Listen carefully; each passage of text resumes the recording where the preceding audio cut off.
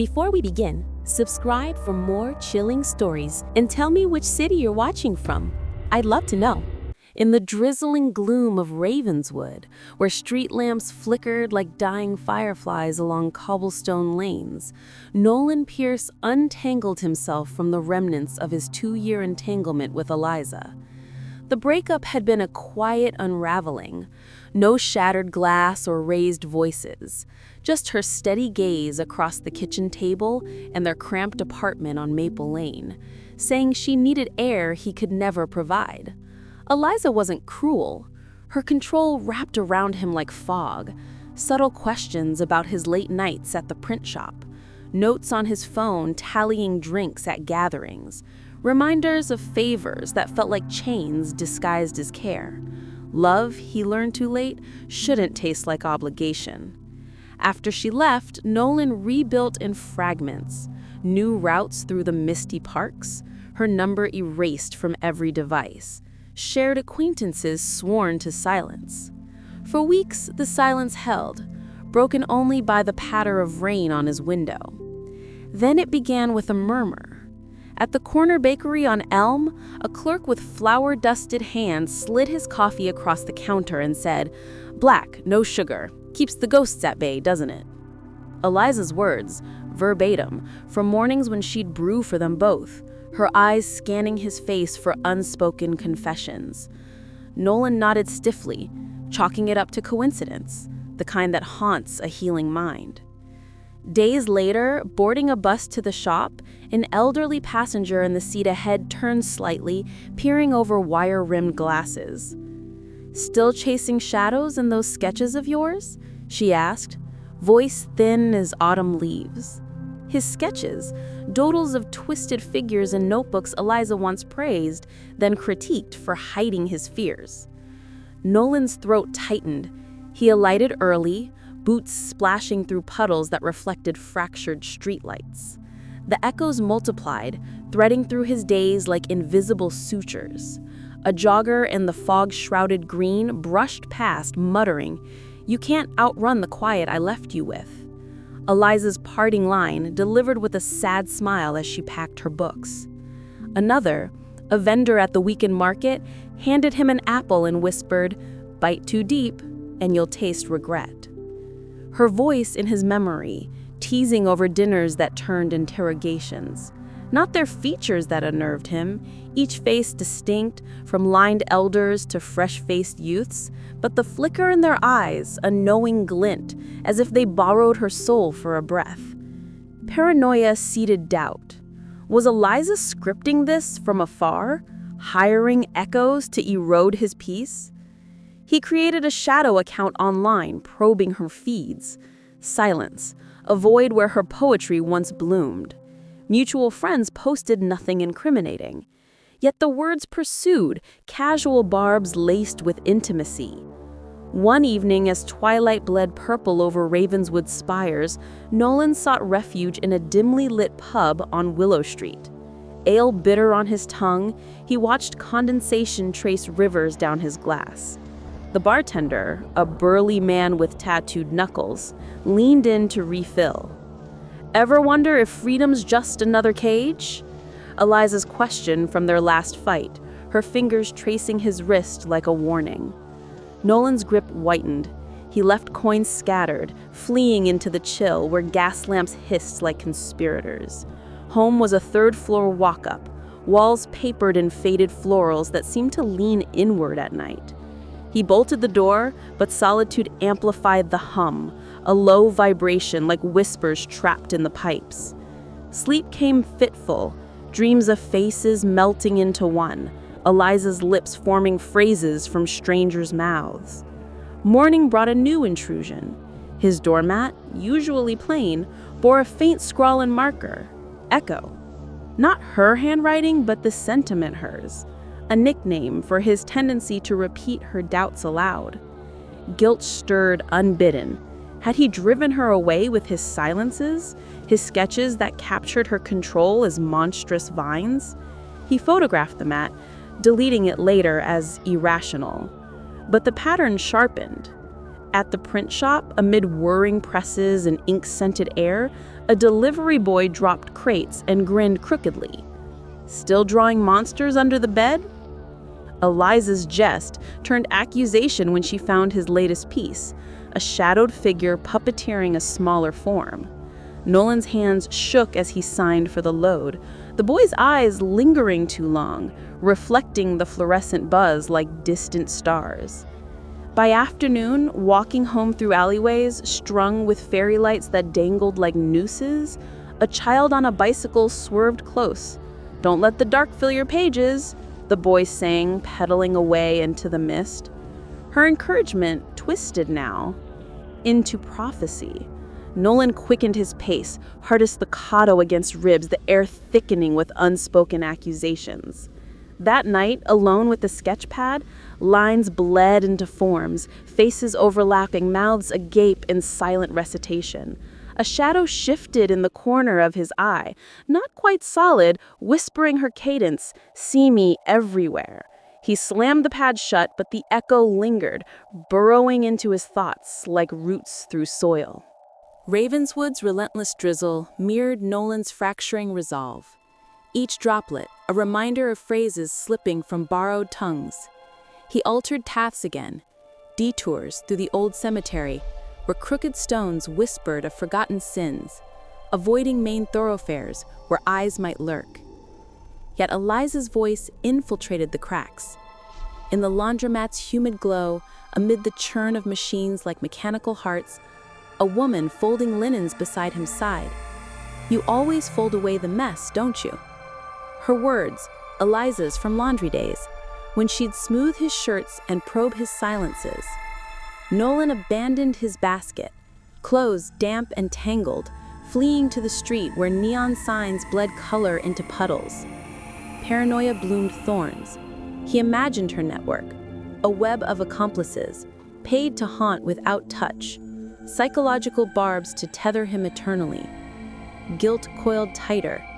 Memories of her tears after he confessed a fleeting attraction to a coworker. His apologies hollow as he sketched her pain into grotesque caricatures. Had he weaponized art against her, justifying the control as balance? Nights deepened a dread. Curled on his threadbare couch, sketchpad his shield, he heard it first, a susurrus from the walls, faint as breath on glass. Still hiding in lines? The voice not quite hers, layered with static, emanating from the radiator's hiss. Nolan bolted upright, room spinning in lamplight's jaundiced haze. Nothing stirred, yet the air hummed heavier, shadows elongating like fingers testing boundaries. He ventured to the window, peering into the alley where fog wreathed lampposts like veils. A figure lingered at the edge, a silhouette too vague, head tilted as if listening. It dissolved as he blinked, leaving only the patter of rain. Dawn dragged him to the print shop, where presses groaned like awakening beasts. Mid-morning, a client, sharp-suited, briefcase clutched, leaned over the counter.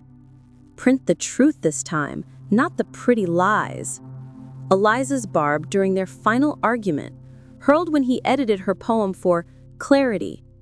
Nolan's pen slipped, ink blotting the order form into accusation. He mumbled excuses, retreating to the back room where stacks of paper loomed like tombstones. There, in the dim bulb's flicker, a mirror hung crooked, his reflection warped, eyes darkening to her shade of hazel, lips mouthing, "Miss me yet?" He smashed the glass with a fist, shards scattering like brittle memories, blood welling warm. Colleagues dismissed it as clumsiness. He bandaged in silence, but the wound throbbed with her rhythm. Evening found him at a forgotten bookstore on Cedar Avenue, shelves sagging under tomes that smelled of mildew and lost time. Seeking distraction in occult volumes, tales of doppelgangers and cursed echoes, he browsed aisles where dust motes danced like specters. A patron, elderly with a cane like a divining rod, paused beside him. "Books can't bury the words you owe." Her phrase, Eliza's from a night he burned a sketch of her asleep, fearing it captured too much vulnerability. Nolan dropped the volume, pages fluttering open to illustrations of faces fracturing into multiples. Outside, twilight clawed at the sky, and he hurried home, keys jangling like accusations. The apartment greeted him colder, breath visible in the hall. On the kitchen table, his untouched mug from morning bore a ring of condensation shaped like lips, whispering on evaporation. Thirsty for forgiveness? Guilt surged, visions of Eliza's departure, her suitcase wheels echoing his failures, the door click sealing his isolation. He scoured the room, finding nothing amiss, yet drawers yawned slightly ajar, sketches rearranged into sequences of pursuit. Sleep evaded, he paced, flashlight beam carving tunnels through dark. Around midnight, knocks, soft, irregular, from the ceiling above, as if footsteps traced his layout from the floor overhead. But his building had no upstairs neighbor. The attic stored only cobwebs and echoes. Climbing the pull-down stairs, wood creaking under reluctant weight, he found the space transformed. Beams etched in phrases in faint script. Echo, regret, see. Shadows pulled unnaturally, coiling toward him like smoke given intent. A whisper coalesced, her timbre laced with gravel. Draw me closer. Nolan fled, ladder slamming shut, but the murmurs followed, seeping through cracks like ink through paper. Paranoia peaked in fevered sketches, pages filled with amalgam faces, strangers' features melting into Eliza's, mouths reciting litanies of his shortcomings. One dawn, bleary-eyed, he confronted a mirror in the bathroom, steam from a hasty shower fogging the glass. Wiping it clear, her face stared back, not reflection, but apparition, eyes pleading, then hardening. You let me go, now hold on. The image rippled, dissolving into droplets that spelled sunset waits. Her pet name for him, tied to evenings they'd watch the Ravenswood spire glow crimson. He shattered this mirror too, fragments crunching underfoot like brittle bones. Isolation gnawed. He dialed an old friend, voice cracking on the line, but hung up as static whispered her laugh. The echoes weren't mere harassment. They burrowed, unearthing guilt's fossils, twisting remorse into something alive, hungry. Ravenswood's fog thickened to a shroud, mirroring Nolan's descent into a labyrinth of doubt where every face hid her script. He abandoned the print shop, holing up in his apartment, windows shrouded in blankets that muffled the world's murmur but amplified inner echoes. Phrases infiltrated dreams now, strangers in nocturnal processions, their lips sinking to Eliza's reproaches. You sketched my chains, but wore them proud. Guilt festered, a psychological rot. He pored over old journals, unearthing entries of resentment masked as affection, her control a mirror to his own unspoken demands. Had he orchestrated her departure, pushing until she fled? Supernatural tendrils wove in, the walls breathed now, plaster undulating faintly, exhaling her cadence and sighs. One overcast afternoon, venturing out for provisions, he crossed the iron bridge over the sluggish river, its waters black as forgotten ink. A fisherman, rod bent like a question mark, glanced up from his stool. Cast your lines deeper or drown in shallows. Eliza's metaphor for his emotional retreats, flung during a riverside walk that ended in silence.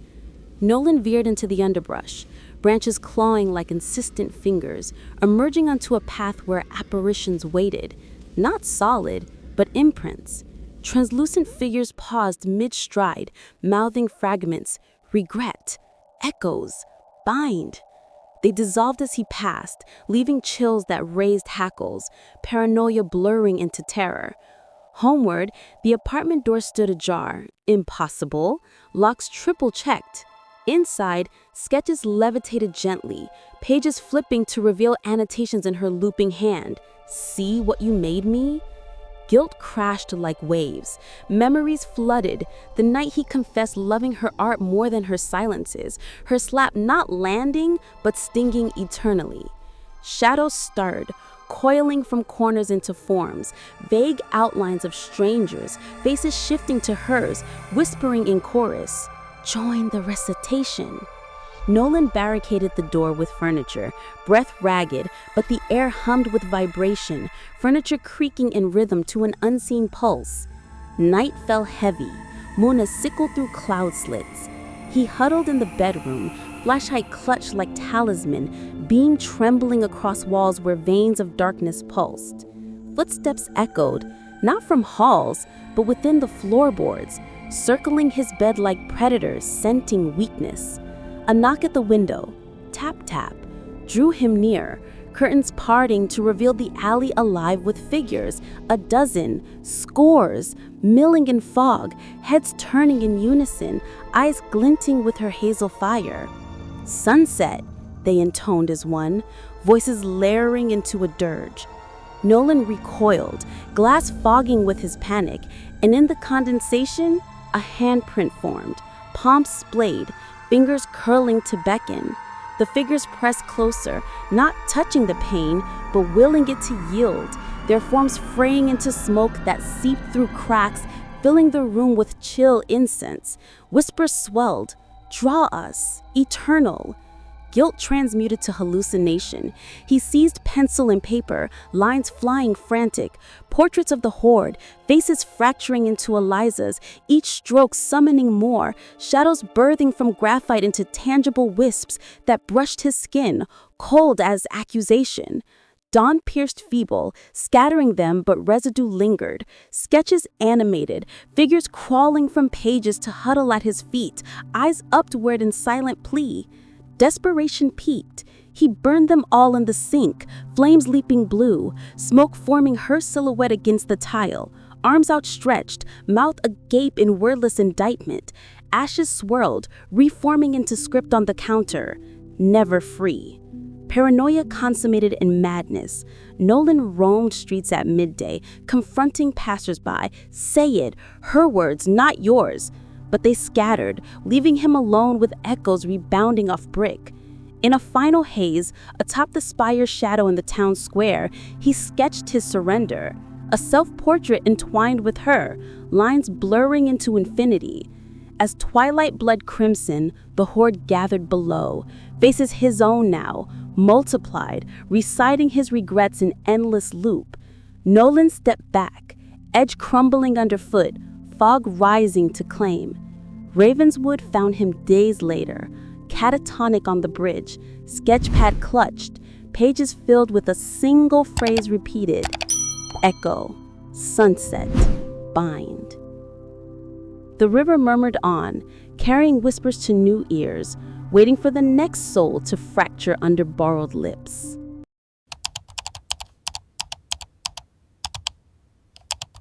In the whispering pines of Eldridge Hollow, where Mirror Lake stretched like a shattered pane under perpetual twilight skies, Marcus Hale gathered his fractured family for a rare exodus from their cloistered lives. Aunt Beatrice had insisted on the gathering, her voice crackling over the line with uncharacteristic fervor, promising waves that lapped secrets from the shore. The Airbnb loomed on the water's edge, a sprawling cedar beast with gables clawing at the clouds, its price a bargain that nagged at Marcus like an unpaid debt.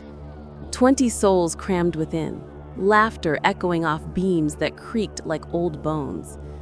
But space dwindled. Marcus, his sister Lena, and nephews Theo and Finn drew the short straw for the annex, a weathered boathouse converted into quarters, its loft stairs spiraling like a nautilus shell up to their shared room. The lake view mocked them through salt-streaked windows, surface still as glass, reflecting inverted pines that danced in unseen currents. First evening unfolded in bonfire glow, skewers hissing over flames, stories traded like currency under a canopy of stars pricked thin by fog. Marcus nursed a beer, guilt flickering. His divorce last spring had splintered the clan, his ex's accusations of neglect still echoing in silences. Aunt Beatrice raised a toast to mending, her eyes sharp as lake pebbles, but Marcus felt the weight, his laughter hollow against the water's murmur. They retired late, loft air thick with salt and pine resin, beds sagging under quilts that smelled of damp earth. Sleep claimed him fitfully, dreams of submerged hands tugging at ankles. Then, at 3:15, the stairs groaned. Footsteps ascended, deliberate, wood protesting each shift of weight. Creak, pause, creak, like a heartbeat measured in timber. Marcus stirred, breath shallow, eyes cracking open to moon sliver through cracks. The steps halted at the landing, inches from the thin door, a shadow bloating under the frame like spilled ink. No knock, no breath, just presence, thick, expectant. His pulse thrummed. He lay rigid, willing it illusion, perhaps Cousin Ray sneaking for midnight swims, though Ray feared water deeper than a puddle. The shadow lingered, then retreated, descent mirroring ascent in mocking symmetry. Dawn broke gray, lake mist veiling the shore like a shroud. Over coffee steaming in mismatched mugs, Marcus probed, subtle questions laced with nonchalance. No admissions. Lena teased his jumpiness. Theo mimicked ghostly treads with bare feet on linoleum. Guilt gnawed deeper. Had his burdens soured this haven, projecting phantoms onto family peace? Afternoon blurred in kayaks slicing silver water, laughter buoyed by splashes, but Marcus's oar dipped hesitant, eyes scanning the boathouse silhouette against the horizon. Evening grilled trout on the deck, sunset bleeding crimson into the lake, turning it to molten vein. Stories veered darker. Aunt Beatrice recounting great-uncle's drowning decades back, body never recovered, whispers of his spirit pacing shores at witching hours. Marcus dismissed it as lore, but chill settled in his bones, lake wind carrying faint susurrus. Return, mend. Bed came early, loft shadows pooling like oil. Around 4, it returned, steps ascending, slower, each creak a needle in spine. They paused midway, as if listening to breaths within, then resumed, halting at the door. A rattle, soft, inquisitive, on the knob, metal whispering against wood. Marcus's eyes flew wide. He gripped sheets, heart slamming like waves on pilings. The rattle persisted, insistent now, testing yield. Lena stirred beside him, hand clamping his arm, her whisper lost in the wood's complaint. Pressure built, door straining inward fractionally, then released. Steps receded, descent fading into lake lap. They bolted the door, chair wedged beneath knob, but sleep fled, vigil lit by flashlight's feeble cone. Morning light filtered pallid. Over breakfast, Marcus recounted, voice edged with tremor. Uncle Harlan inspected the annex, locks firm, window sealed, dust undisturbed, save faint scuffs on risers, too deliberate for wind. Paranoia seeded. Marcus wondered if guilt manifested thus, his unspoken regrets for abandoning Lena and childhood squabbles, now haunting steps in borrowed spaces. They pressed on, beachcombing pebbles smooth as sends, but his ears strained for echoes in the surf. Twilight brought board games in the main hall, candles guttering shadows that stretched like accusatory fingers. Marcus folded early, loft air heavier, lake outside mirroring his unease, surface rippling unnaturally as if fingers traced from below. Eldridge Hollow's fog rolled thicker by second eve, cloaking Mirror Lake in veils that muffled cries of gulls into ghostly wails. Marcus's confession hung unspoken at breakfast, family glances skimming his tension like stones on water. They vowed solidarity, main house for all but beds scarce. Marcus, Lena, and the boys volunteered back to the loft, bravado masking dread, guilt twisting for hoarding comfort. Afternoon waned in hikes along shale paths, pines sighing secrets, but Marcus lagged, eyes darting to boathouse eaves where shadows clung persistent. A whisper trailed him on the wind. Pace. Closer. Faint. layered like submerged voices. He shook it off as lake lore, yet paranoia bloomed. Visions of great uncle's shade, restless for confessions Marcus owed his kin. Dinner sprawled communal, stew bubbling aromatic, tales of childhood lakeside summers laced with omissions. His father's early death, the silence it bred. Night deepened, loft stairs mocking with every shift. At 2:30, steps intruded, not from below, but porch planks of the main house creaking under deliberate tread. Aunt Beatrice, bunked on a divan by vast windows, roused to pacing outside. Back and forth, boots scraping weathered boards. Then, the basement hatch rattled, feeble locks straining against probing fingers, duration endless as held breath. Below, Harlan and the nephew slumbered oblivious, snores punctuating the assault. Beatrice froze, eyes sealed against imagined silhouettes peering through glass, lake reflection twisting intruder into multiplicity. Dawn revealed her pallor, words tumbling over eggs, the vigil, the rattle like bones on tin. Marcus's stomach nodded.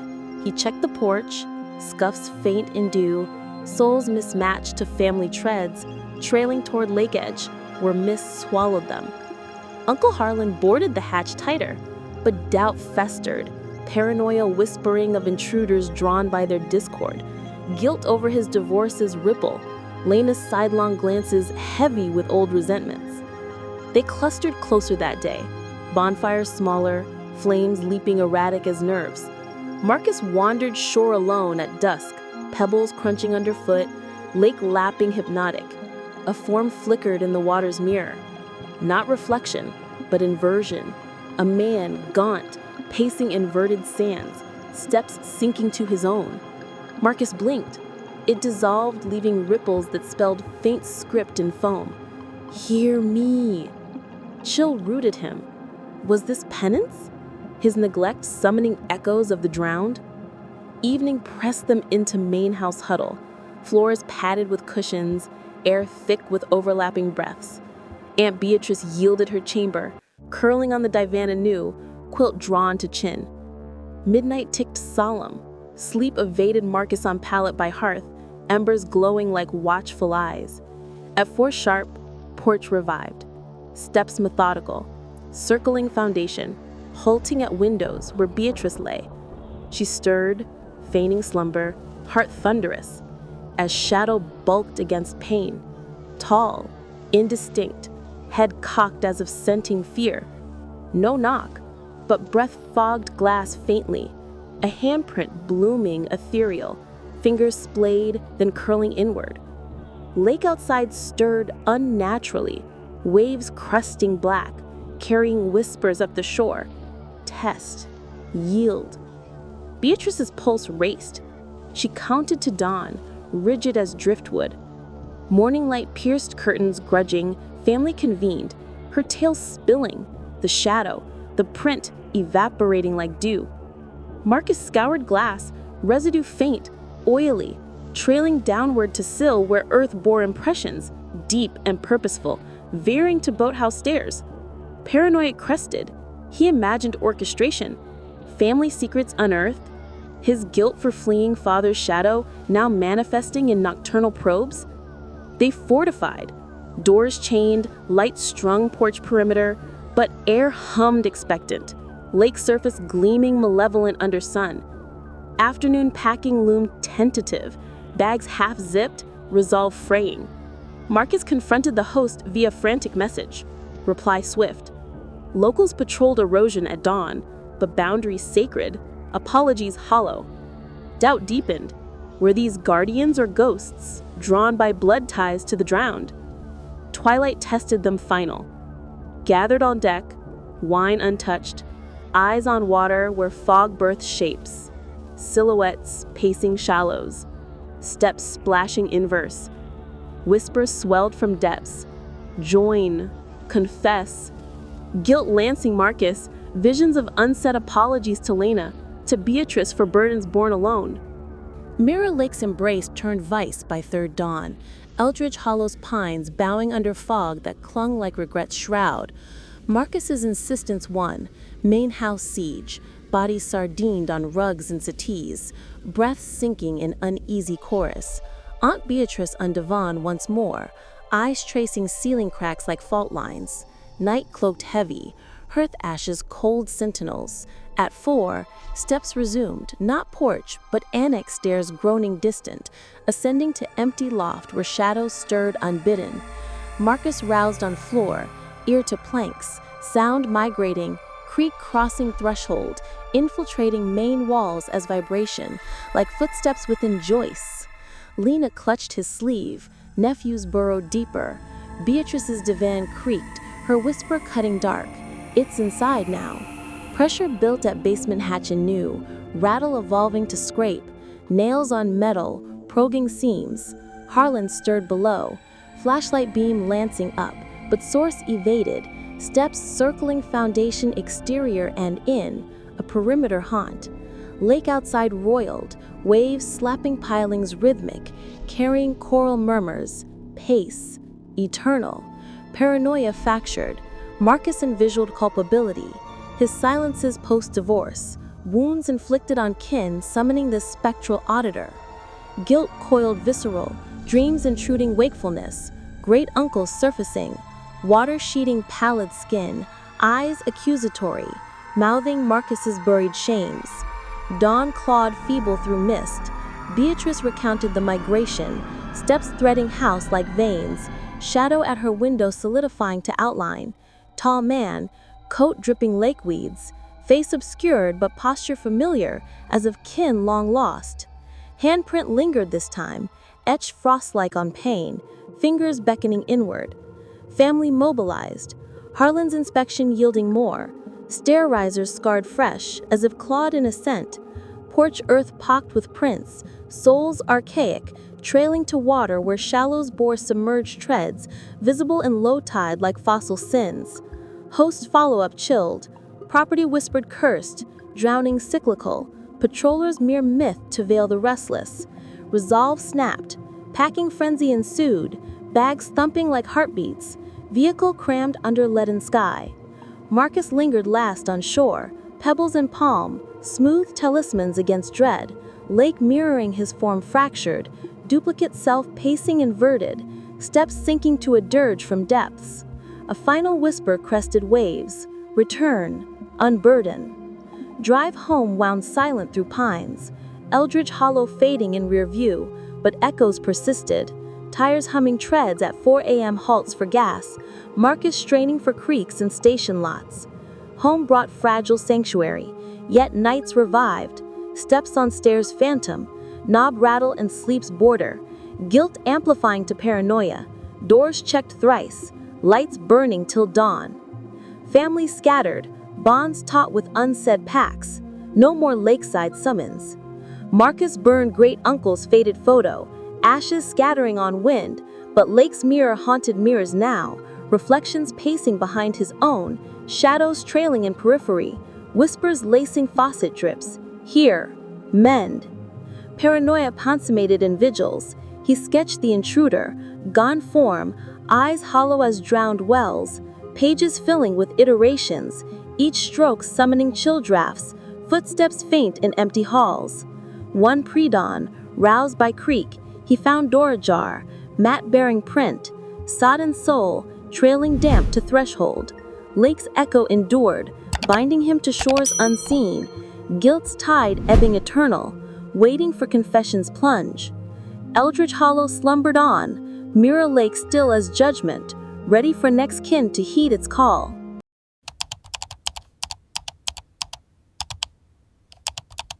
In the fog-shrouded outskirts of Blackwood, where the pines whispered secrets to the wind, Ethan Hargrove settled into his new home on Elm Street.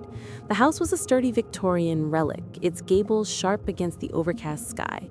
Bought on a whim after his divorce left him craving solitude. He had no cat, no partner, just the echo of his own footsteps on the creaking oak floors. The property bordered an ancient estate known as Hollow Manor, long abandoned after its last owner vanished in the night, tools scattered like forgotten bones across its overgrown yard. No fence divided the lots. The old iron gate had rusted away years ago, leaving a seamless bleed of weeds and shadows between them. Ethan noticed it on his first evening, as twilight bled into dusk, the manor's silhouette looming like a forgotten dream. He shrugged it off, unpacking boxes under the dim glow of a single lamp. But on the third night, as rain pattered against the panes, he glimpsed him. A figure in the manor's yard, tall and gaunt, coat flapping like tattered wings. The man stood motionless, face upturned toward Ethan's bedroom window. No umbrella, no lantern, just that unblinking stare cutting through the downpour.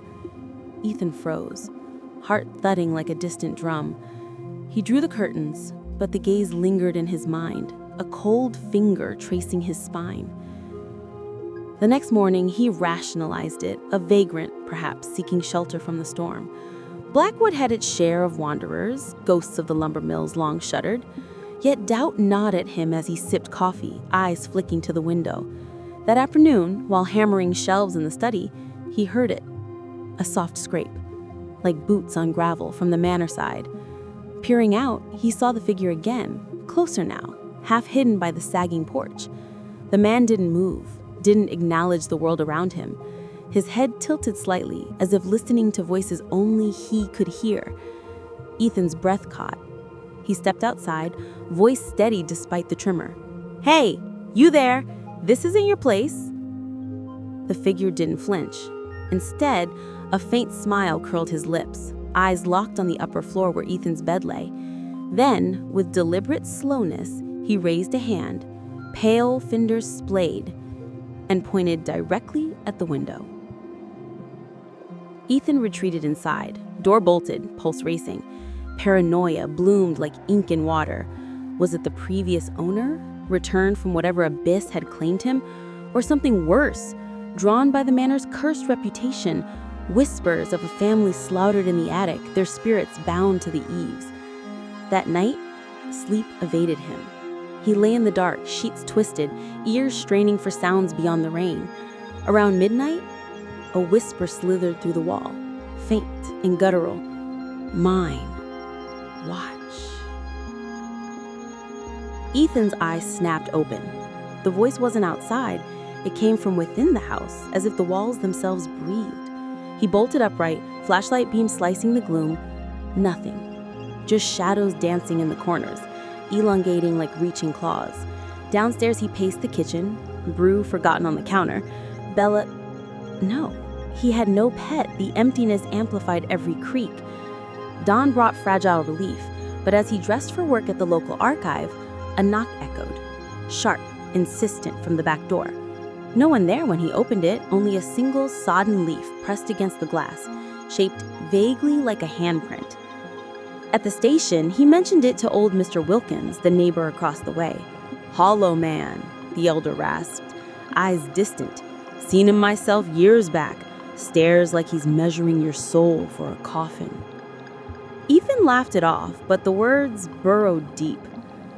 Back home, he installed a cheap camera over the back porch, its red light a tiny ward against the encroaching dusk. Footage from that evening showed nothing at first. Empty yard, mist curling like smoke. Then at 10:47, he appeared. The figure materialized from the fog, steps silent, positioning himself precisely where the manor met his boundary. He stood for 20 minutes, head craned, mouth moving in silent incantation. No sound, no wind to stir the leaves, just that relentless vigil. Ethan watched the clip on loop, sweat beading despite the chill. Guilt flickered. Had his arrival disturbed something dormant? The manor had stood empty for decades. Now with him here, the shadows stirred. As night deepened, another whisper. Closer. See. This time, it pulled at him, a magnetic dread urging him to the window. He resisted, curling on the couch, but sleep brought dreams of eyes in the walls, unblinking and infinite. Days blurred into a haze of vigilance, Ethan's routine fracturing under the weight of unseen eyes. He took to working from home, archiving faded town ledgers by day, but his focus splintered with every glance toward the window. The hollow man escalated, his appearances threading through the hours like veins of rot. Mornings brought him at dawn, silhouette etched against the rising sun, arms folded as if appraising a prize. Ethan confronted him once more, voice cracking across the divide. "What do you want? Leave, damn it!" The figure turned then, slowly, face emerging from shadow, pale as bone, eyes sunk in pits reflecting nothing. A low chuckle escaped, dry as autumn leaves. "Waiting," he murmured, voice carrying on the breeze like smoke, "for you to join." Ethan slammed the door, barricading it with the chair, heart hammering. Police came that afternoon, 2 officers from Blackwood PD trudging through the weeds. They found footprints, fresh and deliberate, circling the manor's perimeter, but no sign of the intruder. "Could be a squatter," the younger one said, notepad flipping shut. "Keep the camera rolling, call if he crosses over." But crossing was inevitable. That evening, as Ethan reviewed footage, a new clip chilled him, the man lifting a loose board from the rotted fence. There was no fence, but in the video it appeared, spectral and iron wrought, as if the house conjured its own barriers. He slipped through, not into Ethan's yard, but hovering at the edge, fingers brushing the invisible line. Then, a shadow detached from him, a second form, vaguer, whispering in tandem. Ethan's skin crawled. Paranoia festered. He began seeing the man in reflections, the bathroom mirror fogged with a staring face, the archive's dusty glass showing him in the stacks. Guilt twisted deeper. His ex-wife's voice echoed in memory, accusing him of isolation, of building walls no one could breach.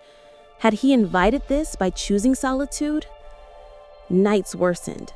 Whispers evolved into fragmented pleas. "Look, deeper," emanating from the vents, the floorboards.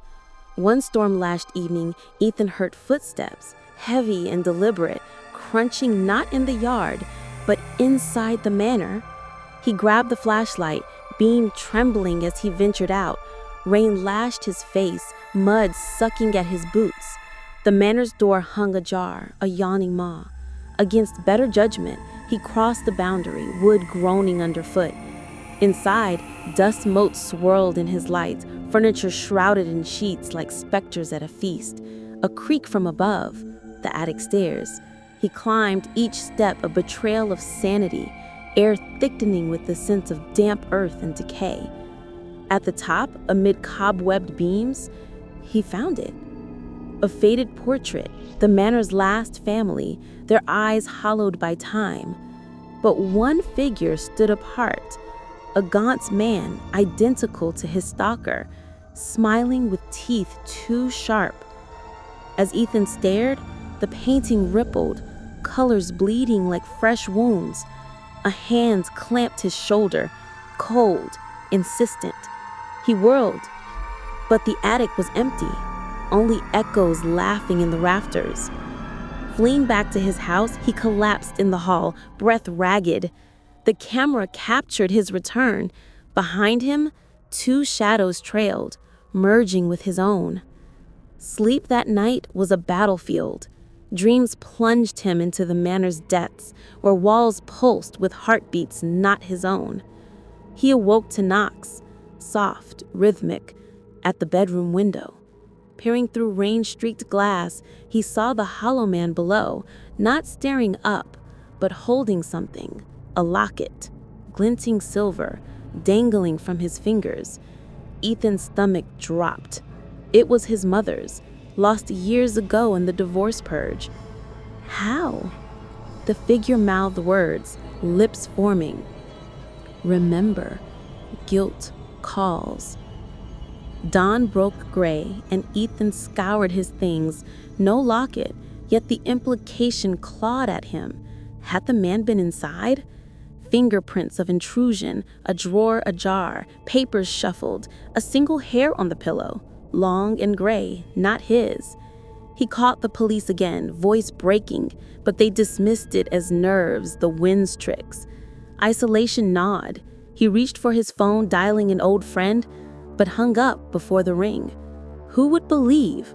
By afternoon, The man returned, this time with purpose. He paced the boundary, trailing fingers along the air as if drawing sigils, shadows coiling at his feet like obedient serpents.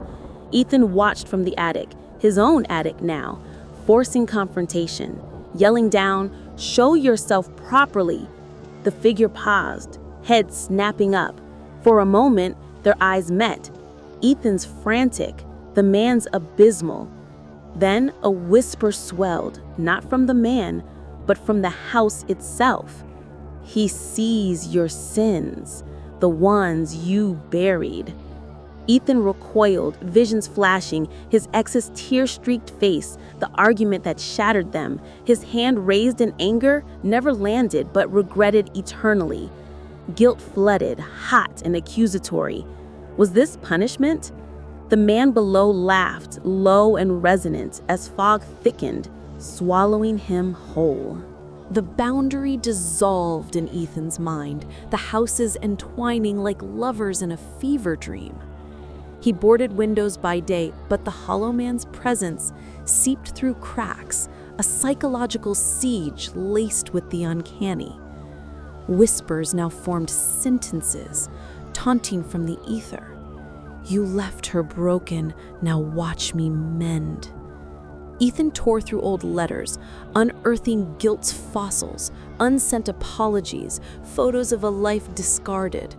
Paranoia peaked. He saw the man in crowds at Blackwood's market, a flicker among the stalls, always vanishing into alley mist. One overcast noon, returning from groceries, he found the back door unlocked. Impossible, as he double-checked. Inside, the air hummed colder than outside. On the kitchen table, the locket waited, open to a faded photo. His ex, smiling, oblivious. Ethan's hand shook as he snapped it shut, but the clasp wouldn't hold. It sprang open again, the image warping, her eyes darkening to pits, mouth whispering his name. He hurled it into the sink, fleeing upstairs, but footsteps pursued, soft, padding from below. Barricaded in the bedroom, he listened as they circled, ascending. The door handle rattled, not with force, but insistence, like a child seeking entry. Then, silence. Hours later, venturing down, he found the locket gone, but etched into the table, "Join us." Panic clawed, he armed himself with the flashlight, its beam a frail sword, and confronted the manor at twilight. The door welcomed him this time, swinging wide without touch. Inside, candles flickered to life, unlit before, casting elongated shadows that writhed like flames given a form. The portrait in the attic awaited, but now animated, figures shifting, the gaunt man stepping forward, extending a hand. "Brother," the painting's lips moved, voice a chorus of echoes. "Your guilt feeds us. She never forgave, neither will you."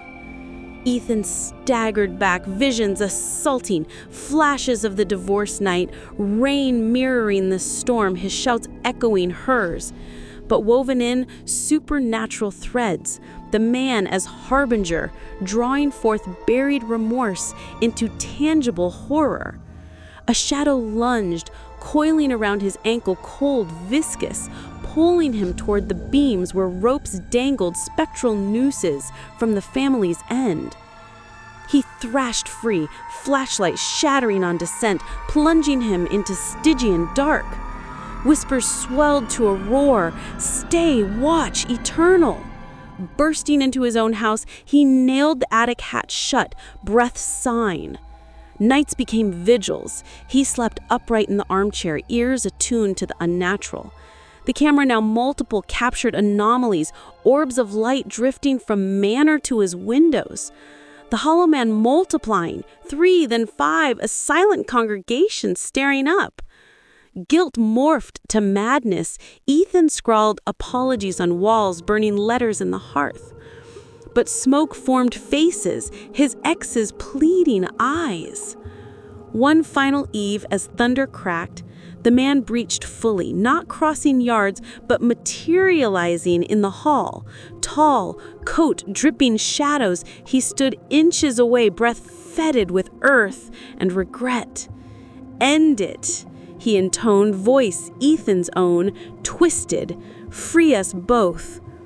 Ethan swung the poker, but it passed through miss, the figure dissolving into laughter. Yet the locket reappeared on his chest, chain tightening like a vow. Dawn brought clarity, or delusion. He marched to the manor, axe from the shed in hand, determined to raise the source. But as he swung at the porch, wood reformed, unyielding, and the figure emerged from fog, arms wide. "Welcome home." In that instant, Ethan understood, not stalker, but mirror. His remorse incarnate, the house a vessel for the unabsolved. He dropped the axe, knees buckling, as shadows enveloped, whispers fading to a lullaby of release. Neighbors found him days later, catatonic on the boundary, eyes vacant, staring at nothing. Hullo Manor stood unchanged, its yard blooming with fresh weeds. And in the fog, a new figure paced, tall, gaunt, waiting for the next soul to settle too close. Don't forget to subscribe to the channel for more terrifying stories.